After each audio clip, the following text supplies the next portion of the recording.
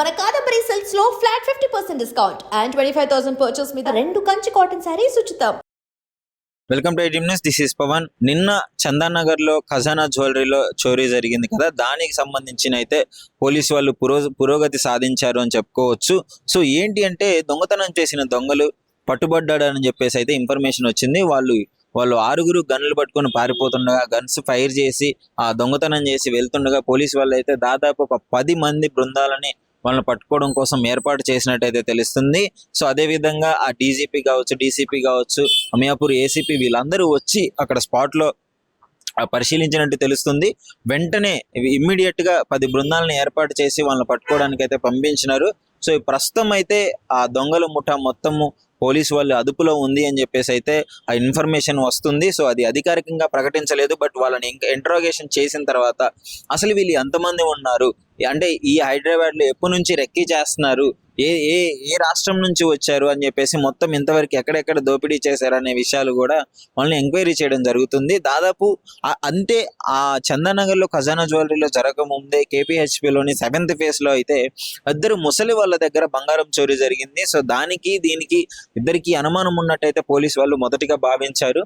So తర్వాత తెలిసింది ఏంటి అంటే వాళ్ళిద్దరూ 2 వేరు ముఠాలు అయ్యి ఉండొచ్చు అని అనుకుంటున్నారు. అంటే 2 వేరు వ్యక్తులు దొంగతనం చేశారు అని అనుకుంటున్నారు, కానీ ఒక ముఠాకి చెందిన వాళ్ళ లేదా అని చెప్పేసి అయితే అది కూడా అధికారికంగా ఇంకా ప్రకటించలేదు.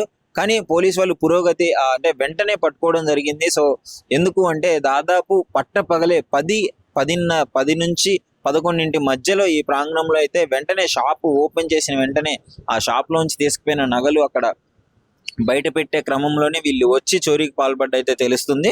సో అందులో ఉన్న వెండిని అయితే మొత్తం తీసుకెళ్లడం జరిగింది. దాదాపు ఎంత తీసుకెళ్లారు, ఎక్కడెక్కడ దొంగతనాలు చేశారు అవన్నీ పోలీస్ వాళ్ళు అయితే ఇంట్రగేషన్ చేస్తున్నారు. అది డెఫినెట్లీ వాళ్ళు అధికారికంగా ప్రకటించే అవకాశం ఉంది. సో పోలీస్ వాళ్ళకి ముఖ్యంగా ధన్యవాదాలు చెప్పుకోవాలి. ఎందుకంటే ఇంత తొందరగా కేసుని వాళ్ళని అదుపులోకి తీసుకొని చాలా గ్రేట్ విషయం. ఎందుకంటే అంత డేరు వాళ్ళకి పట్టపగలే ఈ రకంగా దొంగతనం చేసి పారిపోగలను అన్న నమ్మకం వాళ్ళకి కలిగిందంటే ఇది ఇక్కడతో ఆగదు, దాదాపు ఇంకా మళ్ళీ ఎక్కువగా జరిగే అవకాశం ఉంది. కానీ వెంటనే వీళ్ళు పోలీస్ వాళ్ళు పట్టుకొని వీళ్ళని అదుపులోకి తీసుకున్నారు కాబట్టి ఇంకా మీదట ఎలాంటివి జరగకుండా ఉండే అవకాశం కూడా చాలా ఎక్కువగా ఉంటుందని చెప్పుకోవచ్చు. ముఖ్యంగా ఎంత చోరీ చేశారు, ఎంత స్వాధీనం చేసుకున్నారు అని చెప్పేసి ఆ విషయాలు కూడా వెల్లడించాల్సి ఉంది. నిన్న అసలు చందానగర్ లో ఆశ్చర్యకరంగా అంతమంది ఉండగానే షాప్ ఓపెనింగ్ అప్పుడు దాదాపు పట్టపగలు వచ్చి గన్స్ తీసుకొని రావడం అంతర్జాతీయ ముఠ. ముఖ్యంగా దీనికి సంబంధించి గన్స్ ఇవన్నీ లోకల్ మేడ్ గన్స్, అవి ఎలాంటి గన్స్ తీసుకొచ్చారు అనే విషయం కూడా దాని పరిగణలోకి తీసుకోవాలి.